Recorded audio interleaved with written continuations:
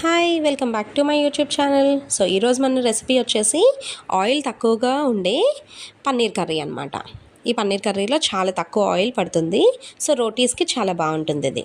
So ముందుగా మనం తీసుకోవాల్సిన ఒక బాండీలోని వేడి నీళ్ళు పెట్టుకొని అందులో జీడిపప్పు, ఉల్లి, టమాటో, పచ్చిమిరపకాయలు, అలాగే యాలకులు, చెక్క, లవంగ ఇవన్నీ వేసుకొని బాగా బాయిల్ చేసుకొని చల్లారాక మిక్సీ పట్టుకొని మెత్తటి ముద్దలాగా చేసి ఓ పక్కన పెట్టుకోవాలన్నమాట.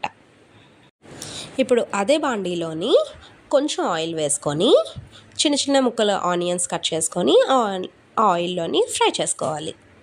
ఆనియన్స్ 3/4 ఫ్రై అయినాక మనం ముందుగా మిక్సీ పట్టిన పేస్ట్ని వేసి ఆయిల్ ఫ్లోట్ అయ్యేంత వరకు ఫ్రై చేసుకున్నాక సరిపడా ఉప్పు, కొంచెం పసుపు, కారం, అలాగే నేను పచ్చి బఠానీలు యాడ్ చేసుకున్నాను. ఈ టైంలోనే మనకు కావాల్సిన ఉప్పు, కారం ఇప్పుడే వేసేసుకోండి అనమాట. ఇది ఇంట్లో చేసిన పన్నీర్ కాబట్టి కొంచెం మెత్తగా ఉంది.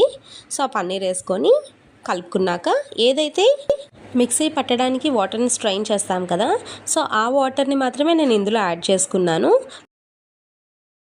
థిక్నెస్ చూసుకొని మనం స్టవ్ ఆఫ్ చేసుకోవడమే.